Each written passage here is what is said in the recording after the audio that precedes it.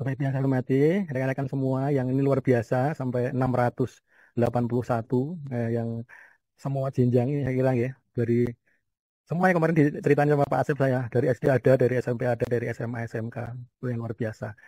Eh, Hari ini kita akan belajar ya, tentang dua kata itu coding ya dan kecerdasan artifisial ataupun eh, orang mengatakan eh, apalah istilahnya artificial intelligence ataupun kecerdasan buatan apapun namanya ya itu AI ataupun apa panggilannya tapi dari Fasil kemarin yang dari nasional itu disampaikan istilahnya disepakati dong gitu pakai KA itu kecerdasan artifisial biar mengindonesia seperti itu. Jadi kita akan belajar coding dan kecerdasan artifisial seperti itu. Bapak Ibu yang saya hormati ini sebelumnya sebelum materi ini saya sampaikan, barangkali kita coba sepakati dulu. Mungkin di awal-awal kita sampaikan materi sedikit dulu. Kalau nanti ada yang pertanyaan, ada sesi pertanyaan. Kalau memang ada waktu, kita coba beri sesi praktek sedikit, pengenalan sedikit gitu, yang barangkali nanti bisa dipraktekkan oleh Bapak Ibu di sekolahan ataupun di kelas masing-masing. Itu. Jadi kalau misalnya mau tindak lanjuti lagi ya nanti monggo nanti bisa berkomunikasi setelah acara ini selesai barangkali ada nomor HP saya yang di sajian itu nanti bisa dikomunikasikan Bapak Ibu. Jadi pembelajaran tidak hanya sebatas 2 jam di dunia maya ini saja. Barangkali kalau ada yang memang perlu di-sharingkan ke depannya, silahkan. Kita saling bisa belajar bersama. Biasanya saya membersamai teman-teman juga dari Bapak Ibu guru ya dari SD, juga di Sragen, di Wonogiri, juga di Sukoharjo. Ini tadi saya juga baru bersama teman-teman di Bapak Ibu guru yang luar biasa di Sekolah Luar Biasa Salotigo. Dan ini saya masih di Paras Asri ya, masih membersamai teman-teman semua di sana. Bapak Ibu yang saya hormati, basic saya memang guru SMK. Saya mengajar 18 tahun di SMK Semarang, di SMK 10 Semarang belajar rekayasa perangkat lunak RPL. Dan setelah ini ada coding dan kecerdasan artifisial, kita diberi kesempatan untuk menulis buku. Jadi saya menulis buku coding dan kecerdasan artifisial untuk SMK seperti itu. Salah satu penerbit ya. Bapak Ibu yang saya hormati, eh, kita bicara coding dan kecerdasan artifisial. Kita sepakati dulu, Bapak Ibu, bahwa penggunaan coding dan kecerdasan artifisial itu tidak bisa apa nggih secara coding dulu nih, ini baru selanjutnya nanti KA, enggak. Nah, kita menggunakan coding dan kecerdasan artifisial itu bersinergi, jadi bareng gitu, bersama-sama. Jadi konsepnya bukan seri, ya satu terus kedua, tapi paralel, yaitu jejer. Itu bagaimana kita ngoding, nah, nanti istilahnya itu ngoding gitu, ngoding, dan kita juga bagaimana kita ngeprompting. Nah, ngeprompting itu berarti menggunakan bahasa manusia, tapi untuk memberikan perintah kepada kecerdasan artifisial gitu, untuk menghasilkan sebuah luaran ngeprompting. Ya sekarang kan baru ngetren-ngetrennya tuh jual prompting ya, jual ngeprompting, jual prompting seperti itu. Nah, antara coding dan ngeprompting berarti ini berjalan seiringan. Maka dikatakan antara apa aplikasi yang dikatakan untuk kecerdasan artifisial itu tuh saling berkolaborasi. Nah, semuanya untuk apa? Saya kira semuanya kembali lagi untuk kualitas pembelajaran kita di kelas, ya, untuk pembelajaran kita di kelas atau untuk apa? Untuk menyelesaikan masalah-masalah, menyelesaikan masalah-masalah apa? Masalah-masalah yang ada di sekolahan kita. Maka dikatakan kita belajar KKA ya berarti berbasis problem solving. Nah, problem solving, masalah yang ada. Nah, untuk menangkap masalah yang ada atau menangkap masalah itu, yaitu kita menggunakan ya tentunya ya indera kita, ya mata, pendengaran, ya terutama hati kita, kepedulian kita, ya, rasa kepedulian kita. Oh ini ada masalah. Nah, kita tangkap masalah itu. Nah, lalu bagaimana kita menggunakan KKA itu untuk menyelesaikan masalah-masalah itu. Seperti itu, Bapak Ibu. Sambil menjalankan slide-nya, ini saya, keseharian saya, seperti itu. Saya di SMK Jateng di Semarang, yang membersamai teman-teman, untuk membersamai Ananda ya, anak-anak kami, untuk belajar bersama mencapai mimpi-mimpi mereka. Saya punya satu quote yang memang apa nggih, menguatkan saya seperti itu ya. Guru mendidik dengan hati ya tidak akan pernah berganti. Guru mendidik dengan cinta akan kita kenang ya, selamanya. Itu yang memang perlu kita resapi bersama. Bapak Ibu, bagaimana implementasinya KKA? Setiap level kan memang berbeda-beda nih antara di SD ya, SD mulai kelas 5 dan 6 ya. Itu SMP ya, SMP sama SMA tentunya di SMK ya fase-fasenya juga eh, berbeda. Maka nanti elemennya juga akan menyesuaikan seperti itu. Kalau yang SMA untuk SMK yang level F itu ada 6 ya, ada 6 elemen. Untuk yang di bawahnya itu ada hanya 4 elemen. Nanti kita coba Bapak Ibu, selalu yang saya ajak, mari bareng-bareng ya bersama-sama kita selalu ya mengupgrade. Upgrade apa ya? Mengupgrade mindset kita. Contohnya seperti AI ataupun KA ini ya, coding ini lah gitu. Ya, tergantung mindset kita bagaimana kita menerima. Kita menerima sebagai sebuah memang menjadi partner kita dalam menjalankan tugas, atau ya menganggap itu hal biasa saja, atau menganggap itu malah menjadi sebuah bahaya. Ya, itu tergantung dari mindset kita. Di harapan kita, mindset kita dengan satu kemajuan teknologi KA ini ya memang benar-benar menjadi eh, human, apa istilahnya, human in the loop kita. Human in the loop kita itu bagaimana teknologi AI ini atau machine learning ini ya kita benar-benar kita gunakan sebagai kolaborasi untuk menjadi asisten kita untuk mengerjakan ataupun untuk menyelesaikan tugas-tugas kita, yaitu human in the loop seperti itu. Nah, mindsetnya itu. Terus bagaimana perlu juga kita kembangkan Bapak Ibu tentang selain mindset juga perlu skill set kita, ya skill set kita. Kalau skill set kita berarti kita selalu mencoba dan mencoba ya. Belajar dan belajar supaya memang penampilan kita eh, meningkat seperti itu. Terus tentang toolset ya, saya kira setiap sekolahan ada daya dukungnya ya sekarang, daya dukung teknologinya yang memang berbeda-beda, walaupun itu memang berbeda, tetapi memang semuanya butuh sebuah upgrade ya. Misalnya kalau sekolahan-sekolahan yang memang fasilitas internetnya belum, ya kepala sekolah berusaha bagaimana menanggapi pendukung-pendukungnya itu. Ya di kelas kita yang barangkali juga toolsetnya kurang, ya kita coba untuk bagaimana sih melengkapi tahap demi tahap ya toolset kita. Ya antara mindset ya, skill set dan toolset itu ya intinya bagaimana kita menemukan sebuah kecintaan kita kepada pekerjaan kita. Tentunya dalam hal ini adalah mendampingi anak-anak ya, membersamai anak-anak, membimbing anak-anak gitu. Untuk apa ya? Untuk menggunakan teknologi itu secara bijak dan arif seperti itu. Endingnya apa ya? Kembali lagi anak-anak bisa berkarya, membuat sesuatu yang itu endingnya adalah untuk membuat sebuah penyelesaian ataupun solusi dari sebuah masalah yang harus kita hadapi, yang kita selesaikan. Baik, kita lanjutkan. Ya ini tuh tujuan pembelajaran KKA itu berpikir logis, ya, analitis, dan inovasi, ya. Dan yang paling penting adalah bertanggung jawab. Nah, menggunakan KA atau kerja artifisial kita bertanggung jawab dan etis itu bagaimana?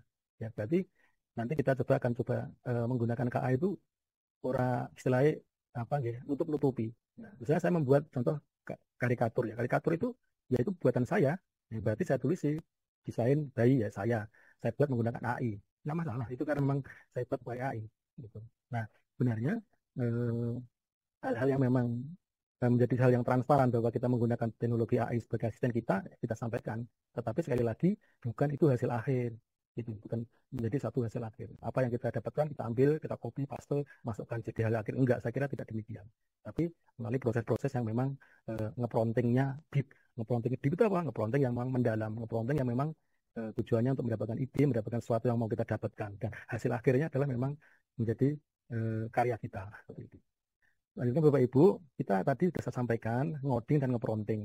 Saya kira ini Bapak Ibu, kalau coding kan memang menggunakan bahasa pemrograman gitu, baik itu HTML, Java, ya, Python, ya, semuanya itu banyak di JavaScript seperti itu.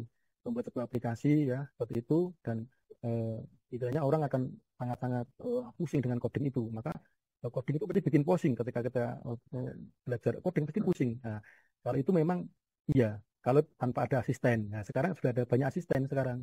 Banyak asisten untuk membantu pekerjaan kita ngoding. Nah, tentunya sekarang kita rubah. Ngoding itu ya nggak pusing gitu.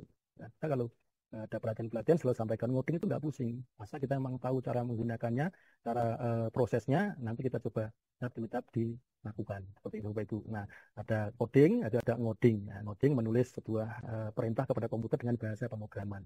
Lalu apa itu dengan kecerdasan artifisial ataupun KA tadi. Nah, itu juga eh, apa istilahnya dengan memberikan perintahnya itu perintah bahasa manusia. Nah, perintahnya menggunakan bahasa manusia. Misalnya seperti buatkan saya sebuah karikatur, misalnya. Buatkan saya sebuah gambar ilustrasi, atau buatkan saya misalnya seperti itu. Eh, apa yang panjenengan perintahkan, menggunakan bahasa kita, ya maka di situ konsepnya adalah nge-prompting seperti itu.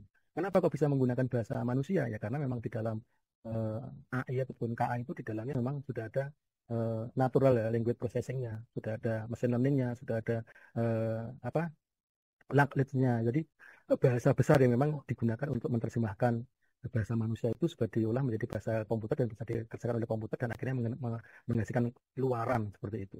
Nah, Bapak Ibu itu untuk konsep coding dan promptingnya, lalu coding dan kecerdasan artifisial itu sebenarnya memang dua isu besar yang PM belajar mendalam sama konsep coding. Dari sini penerapan-penerapannya memang di dalam eh, PM itu salah satunya untuk mencapai itu didukung dengan digitalisasi tentunya. Nah, untuk melaksanakan pembelajaran mendalam ya ataupun untuk mencapai 8 profil lulusan itu ya bagaimana kritis, bagaimana inovatif, bagaimana kreatif ya, bagaimana kolaboratif ya, bagaimana konsep eh, 8 lulusan untuk percaya kepada Tuhan Yang Maha Esa ya bertakwa, terus nanti ada sehat ya, sehat seperti itu. Nah, tentunya diarahkan juga menggunakan coding dan prompting itu bisa menentukan konsep itu. Misalnya kolaborasi, ya kolaborasi juga bisa diwujudkan dengan coding dan kecerdasan artifisial. Contohnya apa? Ya, misalnya diberi studi kasus ya, dari kasus bagaimana siswa secara berkelompok ya menyelesaikan studi kasus itu dengan berbantuan coding dan kecerdasan artifisial. Itu salah satunya seperti itu. Maka untuk isu besar nasional yang memang kita coba laksanakan itu memang saling berkolaborasi. Ini saya kira Bapak Ibu ya yang sedang hit kita untuk kebermaknaan ya, berkesadaran ya, menggembirakan ya, untuk mengaplikasikan, merefleksikan, untuk memahami dan di sini juga eh, apa ya, sangat-sangat sesuai sekali. Di sini ada kerangka pembelajarannya ya, lingkungan pembelajaran, ada pemanfaatan digital. Ya kira memang sekali lagi antara PM dan kecerdasan artifisial atau KKA coding dan itu saling-saling memang bersinergi seperti itu untuk membangun sebuah generasi yang sesuai dengan atau memiliki keterampilan abad 21 ya. Di sini ada pemecahan masalah, problem solving, kreativitas, ya, berpikir analitis, ya, berkolaborasi, ya, komunikasi, etika, dan akuntabilitas. Di sini ada 8 profil lulusan, dimensi profil lulusan. Di sini ada 6. Nah, saya kira memang ini saling bersinergi. Bagaimana antara PM dan KKA ini untuk membangun eh, Ananda yang anak-anak kita yang konsepnya memang sesuai dengan isu yang sedang berkembang saat ini. Saya lanjutkan, ini untuk pendekatan pembelajaran. Oke, bentar itu. Oke, tadi sudah sampai di slide ini Bapak Ibu, ya. Tapi untuk pelaksanaan coding dan kecerdasan artifisial itu tidak semata-mata menggunakan perangkat, tetapi juga bisa yang digunakan tanpa perangkat atau istilahnya itu di istilah ini adalah unplugged ya, di unplugged-nya seperti itu. Nah, barangkali memang ketika Bapak Ibu di sekolahannya fasilitasnya ada komplain nggak masalah gitu dengan konsep PLATS gitu, dengan PLATS gitu. Tapi ketika memang keterbatasan sarana prasarana maka bisa dilaksanakan dengan unplugged. Cuman kita memang butuh kreativitas untuk memilah-milih gitu capaian pembelajaran mana yang bisa diunpluggedkan seperti itu dan dalam bentuk apa, dalam bentuk unplugged yang kayak apa. Nah, itu salah satunya eh, ini seperti ini Bapak Ibu. Nah, berarti kalau misalnya eh, terutama di jenjang-jenjang yang di bawah ya, kelas-kelas besar tapi di SD ya, seperti itu. Ketika memang sekolah-sekolah itu sarana prasarananya tidak mendukung, ya berarti konsep unplugged-nya ini perlu kita kaji lebih dalam. Nah, apa ya? Mencoba memberikan instruksi-instruksi yang itu berbasis code ya, seperti misalnya contohnya yang saya ambil di sini adalah robot manusia dan harta karun itu untuk yang jenjang SD barangkali seperti itu. Ya, apa ya mencoba menjelaskan algoritma bahwa sebuah instruksi itu harus jelas, bahwa instruksi itu harus tahap demi tahap. Ya, instruksi itu harus bisa dilakukan dengan step by step, tahap demi tahap.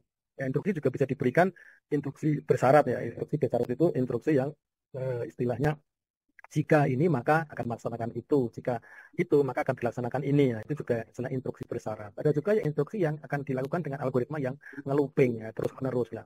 Mungkin konsep pada dasar ini bisa diberikan kepada murid-murid kita yang terutama di SD dengan keterbatasan sarana prasarana. Cuman kita memang harus menyiapkan istilahnya ubur ampene lah seperti itu. Ini tugas kita. Supaya apa? Supaya konsep pemahaman materi itu tetap bisa masuk kepada murid dengan keterbatasan sarana prasarana. Bapak Ibu ini memang harus kita coba kaji lebih dalam ketika memang sarana prasarana menjadi kendala. Maka kenapa kok dalam melaksanakan KKA ini itu adaptif ya? Adaptif itu berarti ya istilahnya menyesuaikan dengan satu kondisi dan istilahnya itu bertahap. tahun ini mungkin masih menjadi mata pelajaran pilihan seperti itu. Mungkin tahun-tahun depan juga akan berubah itu regulasi itu. Dan tentunya juga akan menyesuaikan semuanya dengan satu keadaan. Demikian Bapak Ibu, ini sedikit sengaja saya berikan Bapak Ibu. Makanya ini penting bahwa ada kemajuan teknologi yang memang nggak bisa kita bendung. Tapi ada satu hal yang kita nggak boleh abai Bapak Ibu. Apa ya? Itu namanya adab digital. Adab digital itu penting. Nah, bagaimana menggunakan AI yang baik, yang secara etika, sopan santun ya, secara online itu penting. Menjaga privasi supaya anak-anak didik kita atau kita sendiri juga hati-hati. Yang sekarang itu nyun sewu rawan sekali dengan nyun sewu sekali lagi di sana sini itu teknologi disalahgunakan dan itu jelas-jelas ada di sekeliling kita seperti itu. Ya, ada beberapa teman yang kemarin curhat baru ketipu, kapusan dan lain-lain. Itu berarti tanda kutip ya teknologi yang memang disalahgunakan. Nah, karena memang kita ada di satu kondisi penggunaan teknologi, ya berarti ada dua sisi seperti dua sisi mata pisau, mana yang memang bisa akan kita manfaatkan untuk yang baik-baik atau kita gunakan untuk hal yang tidak baik. Nah, adab di sisi ini Bapak Ibu ini penting supaya anak-anak kita, ananda gitu, kita memahami betul bahwa teknologi itu sesuatu yang bisa memudahkan pekerjaan kita dan kita bisa lebih efisien, tetapi untuk jalur yang baik, untuk hal yang baik seperti itu. Misalnya ini ada istilah eh, gunakan secara positif ya, kritis dan bertanggung jawab. Transparan dan jujur ini maksudnya ketika kita memang menggunakan, saya sampaikan tadi menggunakan AI ya sampaikan saja bahwa video ini saya buat pakai AI seperti itu, berbantuan AI itu kita juga transparan dan jujur.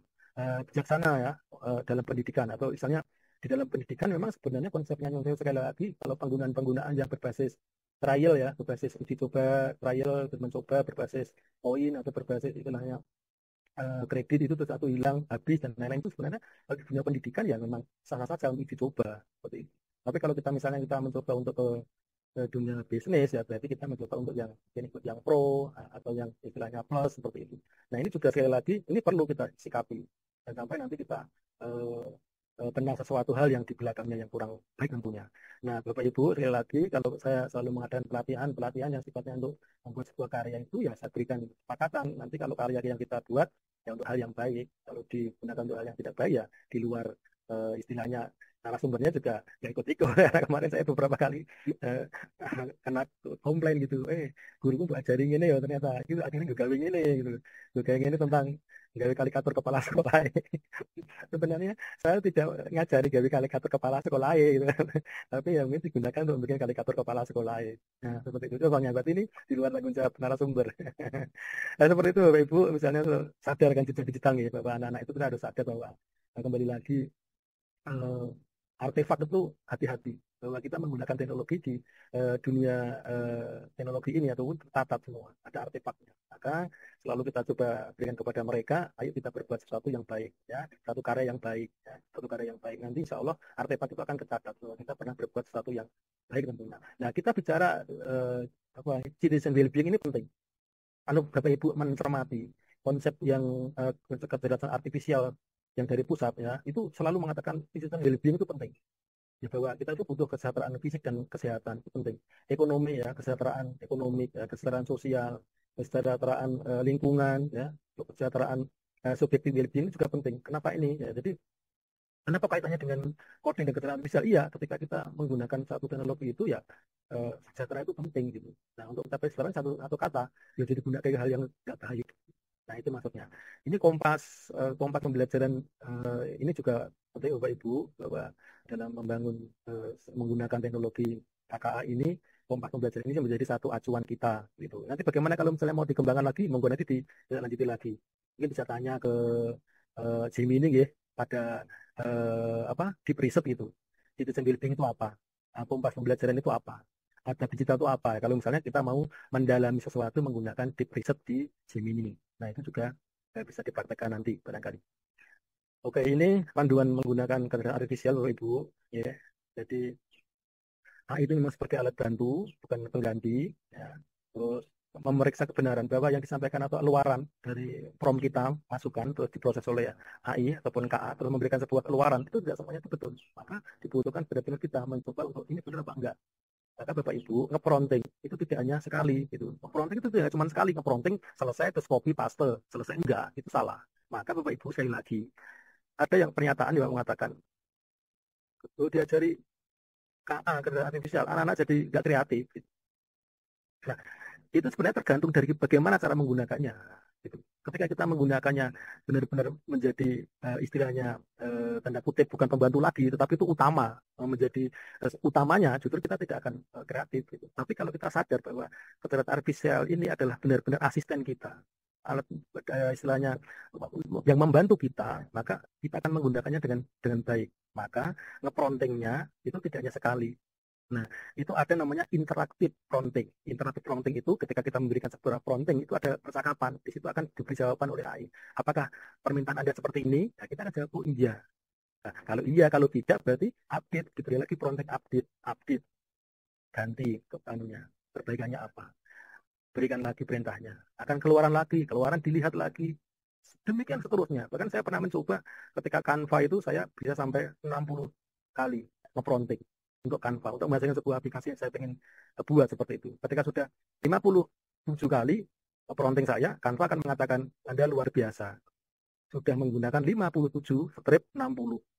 Berarti dari 60 itu saya gunakan sudah 57. Berarti intinya apa? Bahwa teknologi ini memang ada batasnya. Gitu, ada batasnya. Nah, kemampuan itu gitu. Akhirnya cara gampang itu kayak mesin panas gitu akhirnya. Nah, akhirnya perintah-perintah berikutnya udah nggak bisa diakses, nggak bisa dilakukan. Makanya seperti itu bahwa memeriksa kebenaran informasi yang keluaran dari AI itu penting, penting sekali. Interaktif prompting itu penting, interaktif. Sehingga apa? Ya literasi kita main, ya mencermati keluarannya, ini benar apa salah, sesuai apa enggak. Kalau sesuai, baru nanti kita akan pakai. Kalau memang tidak, ya berarti kita akan coba gali lagi, deep lagi, mendalam lagi. Maka dikatakan bahwa Ibu coding dan keterangan visual dengan PM sekali lagi itu sangat relevan. Pembelajarannya memang benar-benar supaya mengembangkan siswa itu benar-benar kreatif, benar-benar kritis. Dengan apa? Dengan pendampingan yang benar gitu. Nah, masalahnya kalau ini guru ini ora ngerti, gitu, ini guru ini dengan cara menggunakannya gak ngerti, gitu. Nah, terus bagaimana caranya? Nah, ya kita juga belajar dulu Bapak Ibu.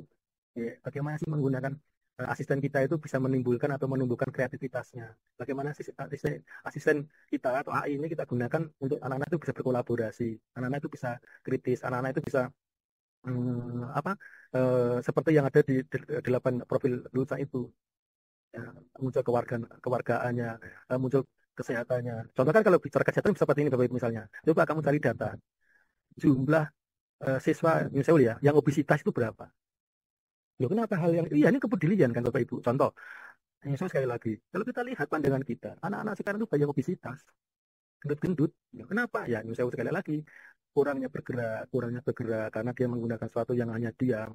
Sikile kok dhuwur, tengkrang, scrolling, lama-lama gitu. Akhirnya makannya banyak, akhirnya kurangnya gerak. Akhirnya kembali lagi banyak dan sebagainya. Anak-anak disadarkan dengan itu, ayo mencari data tentang kesehatan, terutama untuk obesitas. Contoh misalnya di Kagel, Kagel itu saya juga Kagel tentang kesehatan. Datasit namanya, datasit yang ada di dunia itu. Cari tentang kesehatan. Turunkan lagi mungkin cari tentang obesitas. Dapat tuh nanti di-download. Kerjakan dengan Google Colab. Mainkan konsep analisis datanya. Dibersihkan dulu datanya. Ya, setelah beli datanya, coba kita cari berapa sih jumlah obesitasnya. Lalu tarik kesimpulannya, bagaimana diagnosisnya, bagaimana mendeskripsikannya, nah, bagaimana anak-anak diajari dengan konsep preskriptifnya, nah, bagaimana anak bisa mengambil prediksinya. Nah, prediksi itu berarti mengambil data untuk membuat sebuah perakiraan besok kayak apa. Nah, perspektifnya mengambil data, bagaimana data itu bisa diambil sebuah keputusan. Didiagnosis, kenapa tuh bisa obesitas apa sih menyebabkan, bagaimana bisa terjadinya obesitas, itu diagnosisnya. Deskripsinya bagaimana menjelaskan. Ketika anak-anak sudah diajari itu, bagaimana dia mengkomunikasikan kepada temannya dalam sebuah forum. Nah, itu pembelajaran-pembelajaran coding seperti itu, saya kira sangat-sangat luar biasa untuk membangun mereka mempunyai ataupun didasari dengan 8 profil lulusan itu tadi. Ini contoh ya. Jadi nanti nah, bisa dikembangkan sekali lagi kalau misalnya ada yang tertarik, Pak, bagaimana tuh caranya mengolah data supaya bisa lebih baik menggunakan Google Colab ya kalau di pertanyaan hari ini kan nggak bisa. Gitu. Ya, nanti bisa jawab saya, nanti kita akan bisa berkolaborasi. Kesimpulannya Bapak Ibu, penggunaan AI ini yang baik dan benar ini sangat-sangat mengimbangi teknologi dengan nilai kemanusiaan ya. Ya jujur tadi ya, bertanggung jawab, ya, transparan dan ya terutama ini adalah memberi kebermanfaat untuk semua. Sekali lagi, teknologi itu bagaimana kita gunakan untuk memberikan sebuah solusi dari setiap permasalahan yang ada. Itu Bapak Ibu. Nah, ini tadi untuk elemennya saya cepat saja. Ini untuk yang SD, SMP ya hanya 4 gitu. Untuk yang SMA, SMK itu ada 6, ada algoritma dan analisis data seperti itu. Ini nanti bisa ditindaklanjuti lagi ya.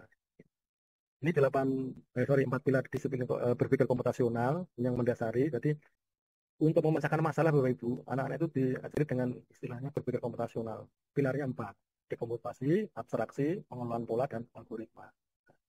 Masalahnya apa? Lah? Memberikan masalahnya, masalah apa? Boleh masalah yang memang didesain oleh kita berbasis studi kasus, silahkan. Diberi studi kasus, lalu habis itu ayo coba dipilah-pilah, dibuat kecil masalah-masalah itu menjadi masalah-masalah kecil, di komputasinya mainkan. Jadi masalah itu mana yang paling penting, cari yang paling penting, abstraksinya, lalu abstraksinya dimainkan. Lalu dari masalah itu kayak apa sih penyelesaiannya? Menggunakan pola-pola yang sudah ada, maka menggunakan namanya pattern recognition. Nanti polanya bagaimana penyelesaian masalahnya. Lalu kalau sudah permasalahan itu kira-kira dikerjakan menggunakan pemikiran yang algoritma. Langkah-langkahnya kayak apa? Nah itu nanti menggunakan konsep algoritma. Seperti itu. Nah ini menjadi pilar untuk berpikir komputasional dalam memecahkan sebuah permasalahan. Seperti itu. Ini pentingnya berpikir komputasional. Nah, prakteknya ini Bapak Ibu, ini nanti menggunakan flow algorithm. Silahkan nanti yang mau download, di-download dulu, kalau ini bisa dipraktekkan.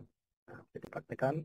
Nanti kalau ini mungkin nggak bisa dipraktekkan ya, tapi kalau nanti panjenengan sudah download di sini, alamatnya ini, nanti bisa dicoba digunakan untuk praktek. Tutorialnya di mana? Nanti bisa hubungi saya atau nanti bisa dilihat di situ juga sudah ada banyak. Ya ini saya tunjukkan saja bahwa untuk mau belajarkan kepada anak-anak itu tentang berpikir algoritma itu ya bisa menggunakan aplikasi logaritma tadi seperti itu. Monggo nanti bisa dilaksanakan. Nah ini contohnya Bapak Ibu untuk algoritma bertahap yang tadi saya sampaikan. Ini contoh untuk bertahapnya. Nah ini untuk struktur bersyarat ya, jika maka seperti itu. Ini saya buat pakai logaritma. Dan ini bisa dieksekusi dijalankan. Ini looping ya, looping itu selalu akan mengulang sesuai dengan jumlah pengulangannya berapa.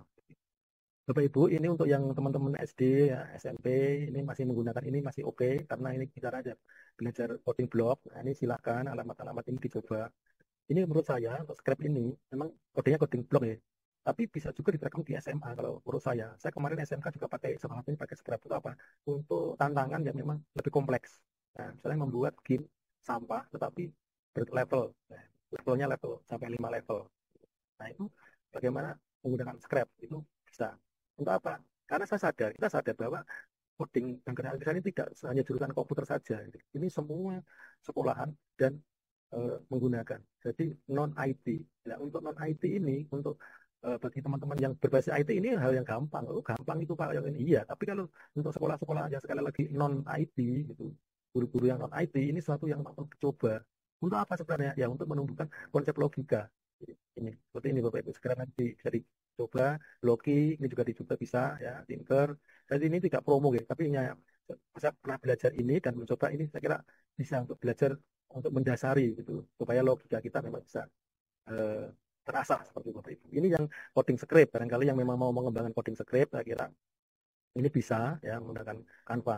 Canva selain untuk desain juga bisa untuk coding. Nanti ini bisa kita praktekkan sedikit ya untuk kode Copilot ini juga bisa dipakai pakai ChatGPT yang bisa dikembangkan di kode Copilotnya bisa nanti bisa hasilnya bisa diterapkan di Google Colab seperti itu. Ini Google Colab. Antara code Copilot sama Google Colab ini sering saya pakai bareng-bareng gitu. Saya banyaknya di kode Copilot, tapi saya eksekusinya pakai ke Google Colab. Gitu. Ini juga bisa kita pakai. Nah, saya menggunakan Python karena memang Python ini yang menurut saya sederhana, bahasanya, penulisan kodenya, dan memang bisa dipakai. Seperti ini. Ya, Bapak Ibu ini tadi saya banyak dapat WA dari teman-teman guru penggerak yang pernah belajar bersama saya, yang dari Pati juga dari Pekalongan. Ya, selamat belajar, selamat bertemu bersama saya lagi, ya, teman-teman guru penggerak ya tetap semangat ya. Mari kita terus belajar, belajar dan belajar dari teman-teman dari guru penggerak. Baik, ini teman-teman yang saya coba eh, tekankan ya. Di sini yang paling kanan bawah ya, model kerjasama guru dan kecerdasan artifisial itu menekankan pada konsep human in the loop. Ini teman-teman. Silakan dicari. Human in the loop itu apa? Satu kata, itu adalah kolaborasi. Bagaimana kolaborasi manusia, kita human, itu menerapkan memang teknologi, bersama ini kecerdasan artifisial atau machine learning gitu, ya digunakan untuk menyelesaikan pekerjaan-pekerjaan kita. Kata kuncinya ketika kita menggunakan ini Bapak Ibu, itu adalah efisien. Logikanya gitu Bapak Ibu. Gitu. Misal saya menulis buku 3, kebetulan, SMK kelas 1, kelas 2, dan kelas 3. Itu dalam waktu 6 bulan. Itu nggak mungkin kalau saya menggunakan manual, nggak mungkin. Saya tetap dibantu dengan KA, tetapi itu ide-idenya, ide prakteknya, ide yang ada di SMK teknologi kan macam-macam ada 9 bidang teknologi itu. Kira-kira yang tepat itu apa? Saya ide itu saya minta dibantu di AI. Setelah dapat ide itu saya eksekusinya dengan sebuah praktek ya. Praktek itu saya jadikan kumpulan-kumpulan di praktek di buku itu. Jadi saya tetap dibantu. Kalau saya alihkan dengan pekerjaan saya seperti itu. Kalau saya alihkan dengan pekerjaan bapak saya seorang petani, berarti eh, kecerdasan artifisial, kemajuan teknologi itu ibaratnya sebuah traktor kalau bapak saya. Dulu punya tanah yang mungkin 1 hektar, disangkuli sendiri butuh waktu 1 bulan seperti itu. Tapi kalau bapak saya menggunakan traktor, itu bisa dikerjakan hanya mungkin 2 hari atau 3 hari selesai. Berarti apa? Lebih efisien waktunya. Seperti itu. Nah itu pertanyaannya, bapak saya mau menggunakan traktor apa enggak? Nah, pertanyaan yang kedua, apakah semua dikerjakan oleh traktor? Kan enggak. Ya, yang untuk yang pematang-pematangnya itu dikerjakan oleh bapak saya. Ditamping namanya istilahnya. Kalau saya seperti itu, karena memang saya juga dilahirkan dari petani, seperti bapak ibu. Nah, ada kolaborasi tuh antara traktor sama teknologi traktor sama bapak saya petani. Sama dengan saya. Gitu. Ketika saya membuat sebuah karya buku ya, berarti kolaborasi itu. Nah, bapak ibu yang saya hormati, monggo ini kita berpikir, kira-kira pekerjaan kita yang menjadi guru, yang betul-betul kita tuh bisa punya waktu banyak untuk membersamai anak-anak. Nah, kita punya waktu banyak bersama anak, nah berbantuan AI. Berarti mungkin perangkatnya, mungkin bikin soalnya, mungkin bikin LKPD-nya, mungkin bikin apapun menggunakan berbantuan AI dengan yang benar caranya. Sekali lagi, dengan benar caranya. Ya, dengan caranya menghasilkan sebuah karya yang bagus. Oke, lalu diterapkan sehingga Bapak Ibu punya waktu yang banyak untuk bersama anak-anak untuk melakukan namanya personifikasi, personalisasi. Personalisasi itu lebih dekat sama anak-anak itu. Oh, anak A itu oh ini, oh anak B itu ini, oh murid A ini, murid B itu ini. Kita akan lebih punya waktu untuk personalisasi dengan anak-anak kita karena semua pekerjaan kita sudah dibantu ya. Sekali lagi dibantu, ya, dibantu menggunakan data artifisial. Ini gambar ini sangat-sangat menarik dan saya ambil dari materinya eh, dari pusat kemarin ketika kita mendapatkan TOT ya. Ini coba praktek tapi prakteknya tidak saya lakukan semuanya, nanti monggo. Jadi ini yang biasa saya menggunakan eh, Deep Research. Ya, Deep Research itu pakai Gemini saya, pakai Deep Research, Deep Research. Nah, saya mencoba menuliskan promptingnya ini untuk apa? Untuk biar kita tahu bagaimana sih kita menggunakan kecerdasan artifisial. Etikanya kayak apa sih gitu. Nah, ini kalau saya berikan ke Gemini gitu, saya tulis seperti ini nanti akan ada satu informasi. Nah, informasi itu sekali lagi kita bermain literasi. Nah, informasi itu nanti kita bisa klik kanan terus dimasukkan di istilahnya riset ya, sorry, di convert ke doc ya. Dari situ kita bisa membuat. Bapak Ibu di sini yang paling penting adalah ambil citasinya dari mana. Ya, kalau citasinya Bapak Ibu menggunakan artikel boleh, ya menggunakan buku juga boleh ini di atas tahun 2022 ataupun misalnya 2022 plus itu udah tahu maksudnya bahwa itu di atas tahun 2022 misalnya seperti itu. Nah ini adalah di episode ini menurut saya satu cara, ada banyak cara seperti itu yang bisa kita lakukan untuk mendapatkan sesuatu materi, tetapi sekali lagi dengan sumber citasi yang kita harapkan. Kalau buku ya mungkin beli buku, artikel ya artikel. Yang mau berbahasa Indonesia atau berbahasa Inggris atau yang berbahasa yang apa ya silakan dikembangkan. Ini nanti ada di PPT, Bapak Ibu bisa dipraktikkan di waktu lain gitu. Atau Bapak Ibu sudah melaksanakan semua ya Alhamdulillah. Ini yang praktek yang kedua untuk membuat soal ya. Di sini jelas soalnya berapa jumlahnya, soalnya pilihan ganda atau jenis soalnya apa, ada kuncinya apa tidak. Kalau pilihan ganda pilihannya ABCDE atau ABCD saja, ya, 5 pilihan materi tentang apa ya diisi untuk murid ya, sasarannya atau audiennya untuk murid kelas berapa, jurusan apa, untuk dilibatkan HOTS atau AKM atau beri trigger. Nah, trigger itu kalau misalnya ada soal HOTS kan ada triggernya tuh, studi kasus misalnya, atau diberi gambar ya, kayak apa ini. Saya kira bisa dikerjakan di AI apapun ya, yang panjenengan pakai, tapi yang berbasis teks tentunya. Kalau memang itu programnya teks, tapi kalau ada gambarnya juga ya monggo dicari yang memang sesuai yang panjenengan memang pakai. Kalau menggunakan AI ini kayaknya pilihan gitu, baik selera gitu loh. Saya tidak bisa saya menyebutkan ini merek ini ataupun namanya ini saya kira. Boleh lagi biasanya ada yang mau berbasis teks yaitu berbasis gambar, image atau berbasis dengan mungkin itu adalah eh, apa audio itu ada juga berbasis video. Nah, istilahnya text generate saja atau hanya image generate atau audio generate atau juga dengan video generate ya, itu tergantung dari kebutuhan kita kalau itu.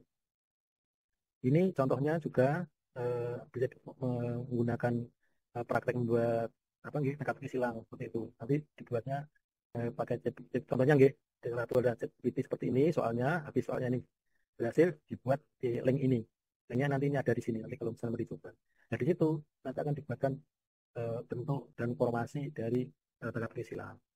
Ini kolaborasi. Ini AI untuk membuat teka-teki silang, ini AI untuk membuat soal. Nah, dari dua aplikasi ini nanti bisa digabung untuk ya sekali lagi menghasilkan sebuah sebenarnya soal yang juga dikemas menjadi teka-teki silang tergantung dari mungkin materi apa yang memang mau kita coba berikan kepada anak biar lebih variasi saja seperti itu.